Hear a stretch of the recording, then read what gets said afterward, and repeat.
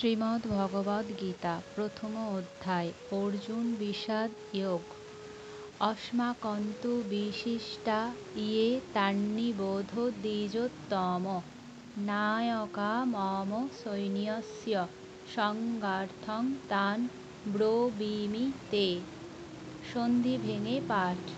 অস্মাকম আমাদের, তু কিন্তু, বিশিষ্টা বিশেষভাবে শক্তিমান, ইয়ে যাঁরা, তান তাঁদের, নিবোধ জানুন, দ্বিজ উত্তম হে ব্রাহ্মণ শ্রেষ্ঠ, নায়কা সেনানায়কগণ, মম আমার, সৈন্যস্য সৈন্যদের, সংজ্ঞার্থং অবগতির জন্য বা জানার জন্য, ব্রবীমি আমি বলছি, তে আপনাকে। বাংলা অনুবাদ।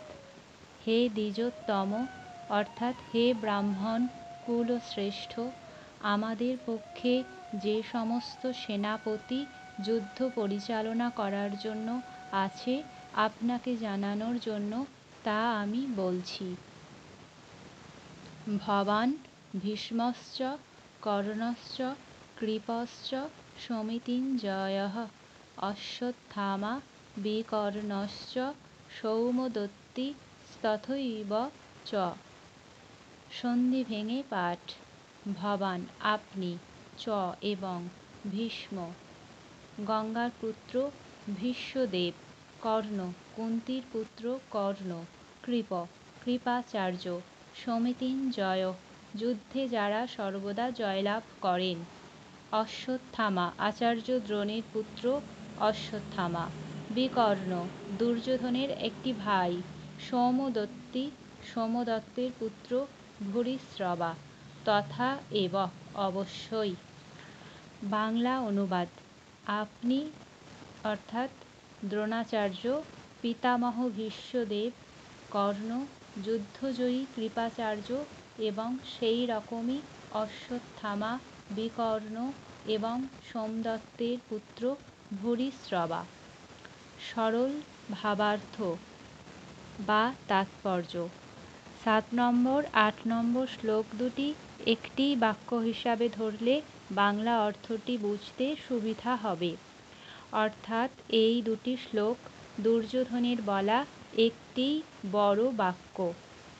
এই শ্লোক দুটিতে দুর্যোধন গুরু দ্রোণকে যুদ্ধভূমিতে দাঁড়িয়ে যুদ্ধ শুরুর ঠিক আগের মুহূর্তে শত্রুপক্ষের সৈন্যসমূহের শক্তি সামর্থ্যের আলোচনা করার পরে নিজেদের পক্ষে অর্থাৎ দুর্যোধনের পক্ষে কারা কারা রয়েছেন তাদের কথা বলছেন।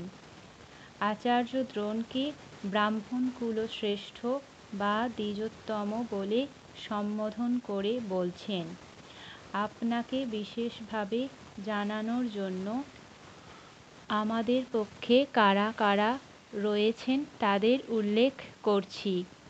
আমাদের পক্ষে আছেন যেমন আপনি, পিতামহ ভীষ্মদেব, অঙ্গরাজ কর্ণ, কৃপাচার্য, আপনার পুত্র অশ্বত্থামা, বিকর্ণ যুদ্ধজয়ী কৃপাচার্য, সোমদত্তের পুত্র ভূরিশ্রবা। কুরুক্ষেত্রের যুদ্ধভূমিতে এক ভয়ানক বিশাল যুদ্ধ শুরু হতে চলেছে যখন এই রকম একটি সময়ে রাজ্যের উত্তরাধিকার পদ বা রাজ্যের রাজত্ব প্রাপ্ত কোন পক্ষের দ্বারা জয় করা হবে, সেই সংকটময় পরিস্থিতিতে দুর্যোধন আচার্য দ্রোণের সাথে সৈন্যসমূহ ও তাদের শক্তি সামর্থ্যের প্রাচুর্যতার বিশালতার কথা শেষ মুহূর্তে একবার পরিমাপ করে নিতে চাইছেন। যে কোনো প্রকারে যুদ্ধে জয়লাভ করা এবং রাজত্ব প্রাপ্তি বা রাজপথ লাভ করাই দুর্যোধনের উদ্দেশ্য। রাজনীতি বিষয়ে খুবই সচেতন ও চতুর দুর্যোধন তাই যুদ্ধ শুরুর ঠিক আগের মুহূর্তে শত্রুপক্ষের সঙ্গে নিজেদের সৈন্যসমূহের শক্তির তুলনা করে দেখতে চাইছেন কোন পক্ষের সৈন্যশক্তি বেশি।